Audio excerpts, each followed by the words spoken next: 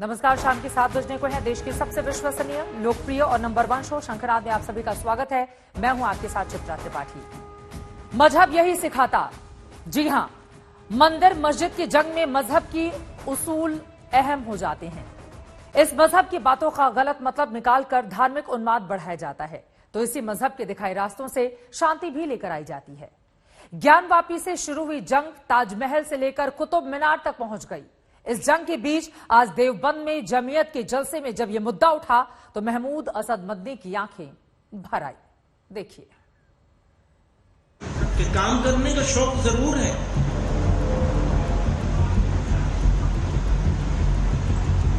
लेकिन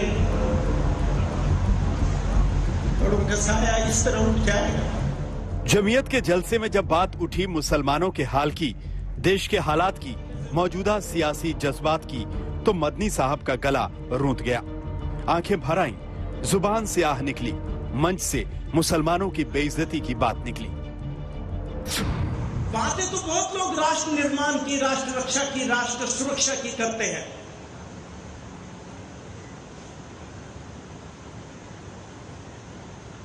लेकिन जुल्म बर्दाश्त कर लेना, अन्याय अत्याचार को सह लेना, गालियां खा लेना, बेइज्जत हो जाना और बेइज्जत होकर भी खामोश रह जाना, ये कोई हमसे सीखे। भावुक मदनी ने मुसलमानों पर जुल्म का जिक्र किया, समाज में बढ़ती नफरत पर फिक्र किया। किसी सियासतदान का सीधे तौर पर नाम नहीं लिया, लेकिन इशारों इशारों में बीजेपी और योगी सरकार पर निशाना साध दिया। वो चाहते क्या है, उनका एक्शन प्लान क्या है?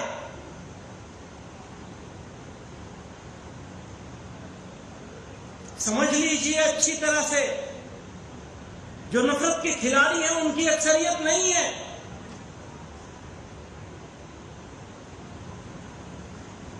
पहले तो वो बहुत छोटी अकलियत थे, आज वो जरा ज्यादा नजर आ रहे हैं, विजिबल हो गए। और अगर हमने उन्हीं के लबो लहजे में जवाब देना शुरू किया तो वो अपने मकसद में कामयाब हो जाएंगे। नफरत का बाजार सजाने वाले, नफरतों की दुकान खोलने वाले लोग मुल्क दुश्मन और गद्दार हैं। जमीयत उलेमाए हिंद का ये सम्मेलन ऐसे दौर में हो रहा जब ज्ञानवापी मथुरा में मंदिर मस्जिद वाली कानूनी लड़ाई चल रही है। कहा जा रहा है कि ज्ञानवापी, मथुरा और कुतुब मीनार मसले पर चर्चा के लिए बैठक बुलाई गई। रविवार को जमीयत की बैठक में इन मुद्दों पर चर्चा होगी। मस्जिद के मसलों को लेकर आगे की लड़ाई की रूपरेखा तय की जाएगी। मुसलमानों को लेकर जिस तरह की बातें की जा रही हैं, चाहे वो ज्ञानवापी से जुड़ा मामला हो या फिर वो कुतुब मीनार से जुड़ी हुई बातें हों, जहां जहां पे विवाद हैं, किस तरीके से मुसलमानों को या मुस्लिम कम्युनिटी को उसको फेस करना है, उसका जवाब देना है, कैसे अदालत में अपनी बात रखनी है।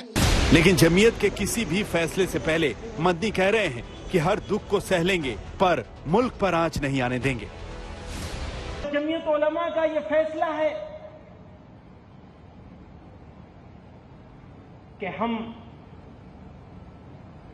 दुखों को सह लेंगे, लेकिन अपने मुल्क पर आंच नहीं आने देंगे। जमीयत की बैठक में मंदिर मस्जिद वाली कानूनी जंग पर जो भी फैसला हो, लेकिन इशारों में बीजेपी पर हमला बोल मदनी ने यूपी का सियासी पारा बढ़ा दिया। नेता कह रहे हैं बीजेपी राज का नारा है सबका साथ, और ऐसे बयानों के पीछे सिर्फ मुसलमानों को भड़काने की साजिश है। भारतीय जनता पार्टी शुचिता के साथ पूरे देश के सभी नागरिकों को साथ लेकर के चलती है। आदरणीय प्रधानमंत्री नरेंद्र मोदी जी ने जो नारा दिया, सबका साथ सबका विकास सबका विश्वास, उसी के तहत हम सब काम करते हैं। प्रधानमंत्री आवास योजना के तहत सभी गरीबों को मकान मिले हैं, उसमें हमारे मुस्लिम समाज के भी भाई हैं और सब लोग हैं। इस प्रकार की बातें भारत के संदर्भ में कहना बिल्कुल उचित नहीं है। जमीयत उलमाए हिंद के अध्यक्ष मौलाना महमूद मदनी पाकिस्तान के प्रधानमंत्री इमरान खान का रोना जो यूएन में रोया था, उन्होंने उसको आगे बढ़ाने का काम उनके इशारे पर हिंदुस्तान में कर रहे हैं। इस बैठक में यह साफ निकल कर आ गया, इसके प्रमाण मौजूद हैं। तो इसलिए आप पाकिस्तान के हथियार से हिंदुस्तान पर वार करेंगे और घड़ियाली आंसू भी बहाएंगे। इन आंसुओं पर कोई आपके नरम होने वाला नहीं है और ना कोई मरहम लगाने वाला है। बहरहाल जमीयत की बैठक की टाइमिंग गौर करने वाली है। ज्ञानवापी और मथुरा का मुद्दा जोर पकड़ रहा है तो मुसलमान भी आगे का ब्लूप्रिंट तैयार करने में जुट गए। रविवार को देवबंद में जमीयत की बैठक का आखिरी सत्र होगा, जिसमें मस्जिदों को लेकर बड़ा फैसला हो सकता है और ये फैसला ज्ञानवापी मथुरा वाली लड़ाई में सियासी पारा बढ़ा सकता है। देवबंद से पिंटू शर्मा और तंसीम हैदर के साथ आज तक ब्यूरो। एक और मदनी का दर्द छलका तो वहीं दूसरी ओर ज्ञानवापी पर घमासान थमने का नाम नहीं ले रहा है। अब ज्ञानवापी पर जंग सर्वे के वीडियो को सार्वजनिक करने पर छिड़ गई है। कई और मस्जिदों के सर्वे की मांग उठने लगी है तो वहीं सुप्रीम कोर्ट में पूजा स्थल एक्ट को खत्म करने की याचिका भी दाखिल हो गई है।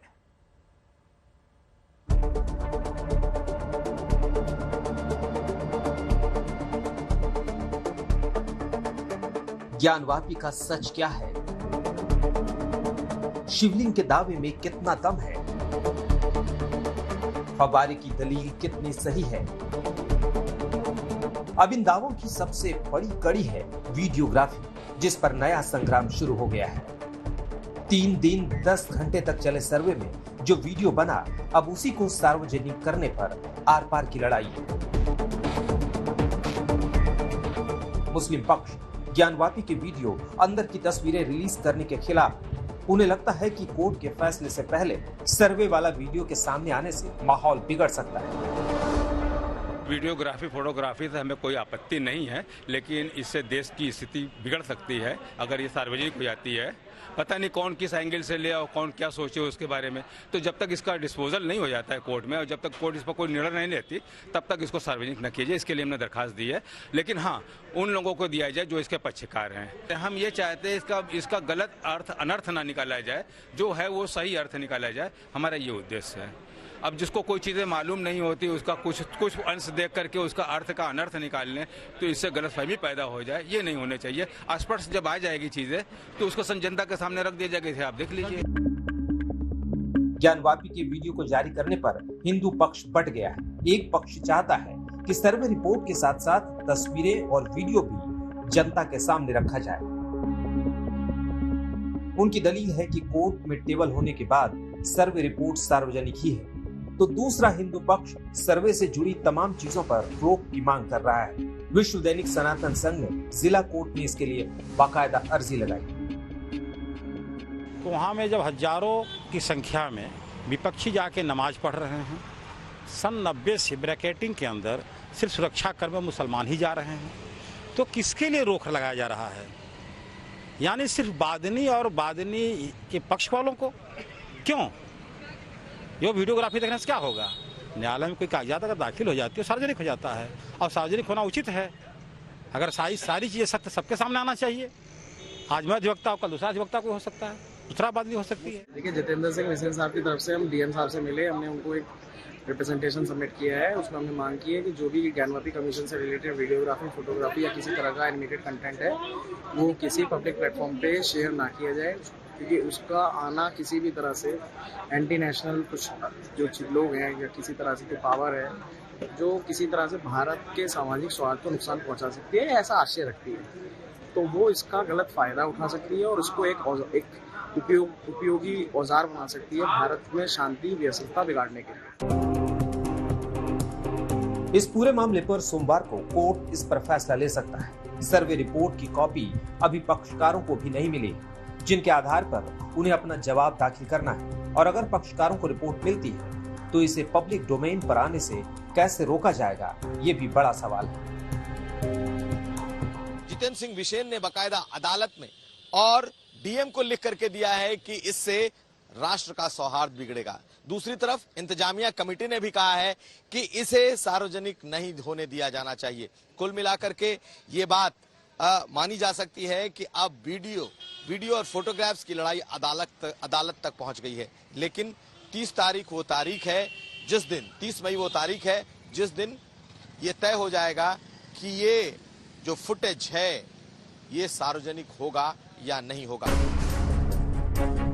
सर्वे, सबूत और संग्राम अब काशी से आगे बढ़ता जा रहा है। फहरिस्त लंबी हो चली है, फिर चाहे मथुरा की ईदगाह हो या फिर आगरा की लाल किले की बेगम साहिबा मस्जिद, धार का भोजशाला हो या फिर कुतुब मीनार और ताजमहल। अब तो हर उस मस्जिद की सर्वे की मांग उठने लगी है जो 100 साल पुरानी है। इस मांग को लेकर सुप्रीम कोर्ट में एक अर्जी लगाई गई है। अर्जी में दावा है कि हिंदू, बौद्ध और जैन मंदिरों को तोड़कर कई मस्जिदें बनी।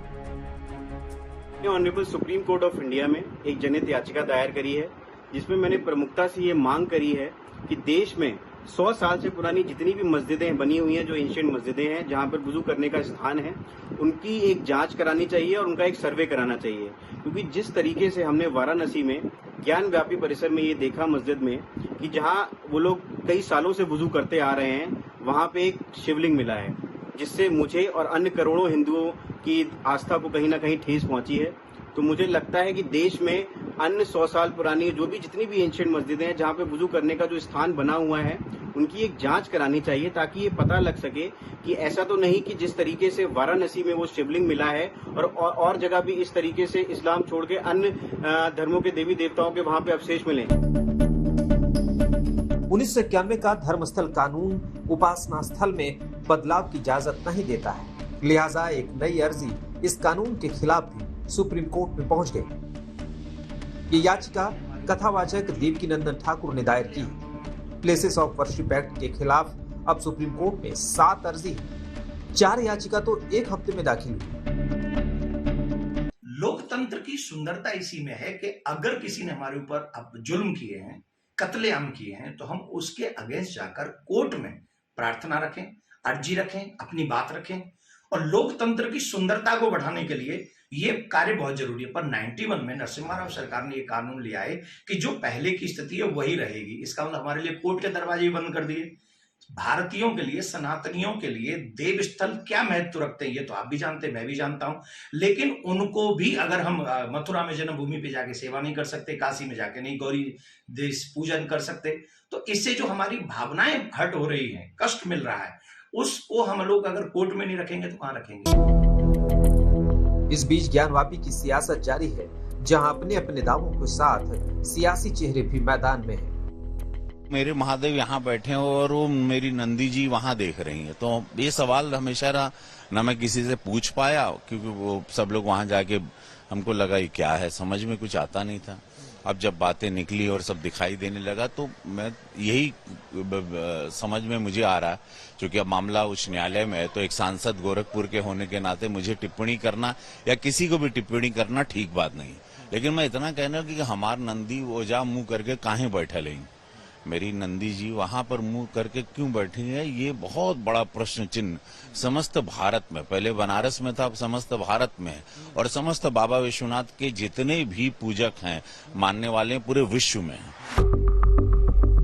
मस्जिदों में सर्वे और 1991 उपासना स्थल कानून दोनों मसले काफी अहम हैं, जिस पर सुप्रीम कोर्ट को फैसला लेना है। कुमार अभिषेक, वाराणसी, आज तक। अब बात पीएम मोदी के मिशन गुजरात की कर लेते हैं। आज पीएम मोदी ने गुजरात को तोहफों की सौगात दी। वहीं 8 साल पूरे होने पर सरकार की पीठ थपथपाई। प्रधानमंत्री ने कहा कि 8 सालों में उन्होंने कोई ऐसा काम नहीं किया जिससे देश का सर झुका हो।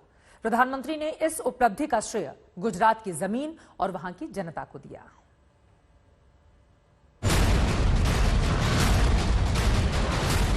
इन वर्षों में हमने गरीब की सेवा, सुशासन और गरीब कल्याण को सर्वोच्च प्राथमिकता दी है। 8 साल में गलती से भी ऐसा कुछ नहीं होने दिया है, न ऐसा कुछ किया है जिसके कारण आपको या देश के किसी नागरिक को अपना सर झुकाना पड़े। 8 साल पहले पीएम मोदी ने देश नहीं झुकने दूंगा की हुंकार के साथ देश की सत्ता संभाली, तो 8 साल बाद इसे गुजरात की जनता के साथ जोड़कर अपना वादा पूरा करने का भरोसा दिलाया। 8 साल में गलती से भी ऐसा कुछ नहीं होने दिया है, न ऐसा कुछ किया है जिसके कारण आपको या देश के किसी नागरिक को अपना सर झुकाना पड़े। मिशन गुजरात के लिए पीएम मोदी ने हुंकार भरी तो 8 साल की उपलब्धियों को लेकर सरकार की पीठ थपथपाई। हमने गरीब की सेवा, सुशासन और गरीब कल्याण को सर्वोच्च प्राथमिकता दी है। सबका साथ, सबका विकास, सबका विश्वास और सबका प्रयास, इस मंत्र पर चलते हुए हमने देश के विकास को नई गति दी है। सालों में हमने पूज्य बापू और सरदार पटेल के सपनों का भारत बनाने के लिए ईमानदार प्रयास किए हैं। पूज्य बापू एक ऐसा भारत चाहते थे जो हर गरीब, दलित, वंचित, पीड़ित, हमारे आदिवासी भाई बहन, हमारी माताएं बहनें, उन सबको सशक्त करे। सरकार की 8 सालों की उपलब्धि पर पीएम के बयान विरोधियों को हजम नहीं हो रहे। ये प्रधानमंत्री जी झूठ को सच बनाने में तो माहिर हैं, लेकिन ये तो सच्चाई है और सब लोग अपनी आंखों से देख रहे हैं कि 8 साल में क्या हुआ इस देश के अंदर। 8 साल में किसी भी क्षेत्र में अगर कोई भी प्रगति हुई है, कोई भी विकास हुआ है, तो वो प्रधानमंत्री को बताना चाहिए, उसके आंकड़े देने चाहिए। सिर्फ ज़बानी खर्च करने से काम नहीं चलेगा। 26 मई को मोदी सरकार के 8 साल पूरे हो गए। ऐसे में पीएम मोदी ने अपनी उपलब्धियों को उस गुजरात से जोड़ा जहां से उन्होंने प्रधानमंत्री तक का सफर तय किया है। प्रधानमंत्री नरेंद्र मोदी ने अपने भाषण को भावना के साथ जोड़ दिया।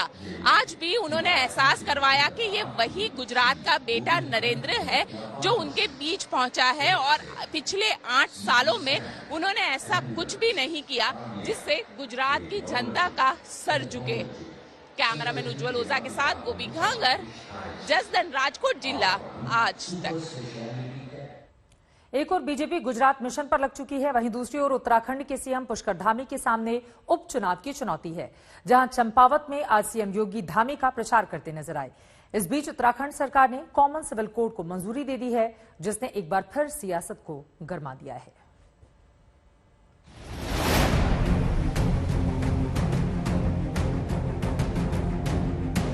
हम जो कहते हैं वो करते हैं। यहाँ होड़ लगी हुई है कि कौन आगे बढ़ के कितना ज्यादा लोगों को में तनाव पैदा करने वाला कार्यक्रम करता है, उस पर आगे राष्ट्रीय बहस होनी चाहिए। अगर ये इतना आसान होता यूनिफॉर्म सिविल कोड, तो ये कब का बन गया होता।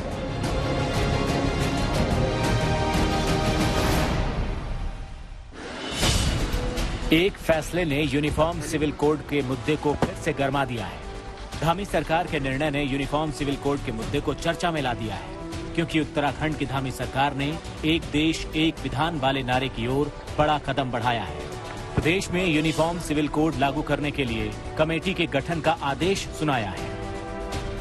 जस्टिस संजना देसाई के अध्यक्षता में एक 5 सदस्यीय कमेटी हमने गठित कर दी है।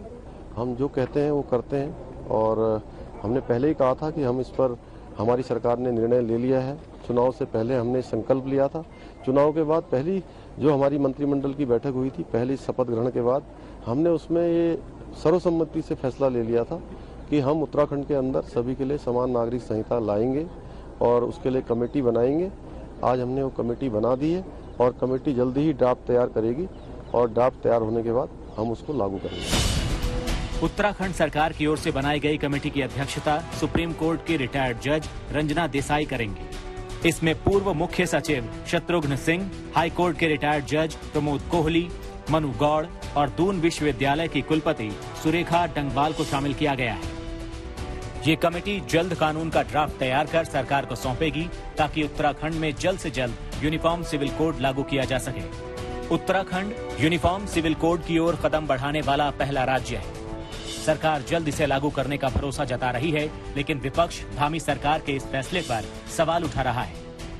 कोई इसे लोगों को परेशान करने का तरीका बताता है, तो कोई इसे 2024 के चुनावी एजेंडे से जोड़ रहा है। अभी जो देश का माहौल है, वो देश के माहौल में लोगों को लग रहा है कि साहब मुसलमान जो है वो टारगेट पर है, जो रूलिंग पार्टी है उसके टारगेट पर है, और उसी को टारगेट बना करके हिंदू वोट बैंक बनाने की कोशिश हो रही है। उसमें कुछ सफलता भी मिली है, और यही वजह है कि नरेंद्र मोदी जी 2014 के मुकाबले 2019 में ज़्यादा माने वोट से जीते, ज़्यादा माने सांसद उनके जीते।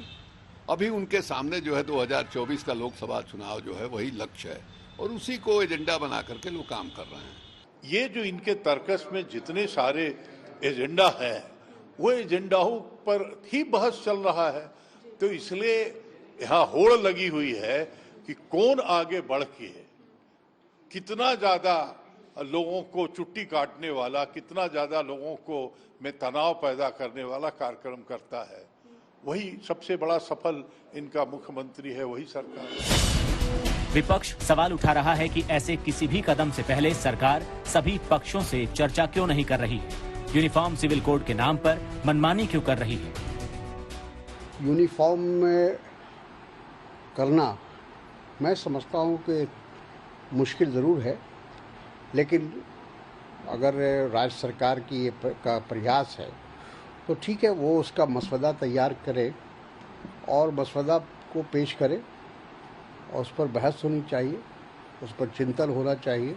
अगर ये इतना आसान होता यूनिफॉर्म सिविल कोड, तो ये कब का बन गया होता। हालांकि बीजेपी विरोधियों के इन बयानों पर सवाल उठा रही है, संविधान का हवाला देकर यूनिफॉर्म सिविल कोड को जरूरी बता रही है। 75 साल आज़ादी के हो चुके हैं, और बाबा साहब भीमराव अंबेडकर के संविधान, पंडित जवाहरलाल नेहरू के संविधान, मौलाना अबुल कलाम आज़ाद के संविधान, और मौलाना हसरत मोहानी ने जिस संविधान को लिखने में अपनी महत्वपूर्ण भूमिका निभाई है, उन्होंने जो निर्देश दिया वो लोगों ने लोग भूल गए थे। तो अच्छी बात है कि आज 75 साल हम आज़ादी के 75वें वर्षगांठ को मना रहे हैं, अमृत महोत्सव मना रहे हैं, और इसमें कॉमन सिविल कोड की दिशा में जो हमारी संवैधानिक जिम्मेदारी है, कुछ राज्य उसमें आगे बढ़ चढ़ कर हिस्सा ले रहे हैं, और उसमें आगे राष्ट्रीय बहस होनी चाहिए। बीजेपी लगातार इसे देश में लागू करने की मांग करती रही है। बीजेपी शासित कई राज्यों में लगातार यूनिफॉर्म सिविल कोड लागू करने की बात उठती रही। अब 31 मई को होने वाले उपचुनाव से ठीक पहले धामी ने उत्तराखंड में यूनिफॉर्म सिविल कोड पर कमेटी का गठन कर प्रदेश और देश में एक नई बहस छेड़ दी है। चंपावत से राजेश छाबरा के साथ, देहरादून से दिलीप सिंह राठौर, आज तक। इसी के साथ शंखनाद बेबी के लिए बस इतना ही।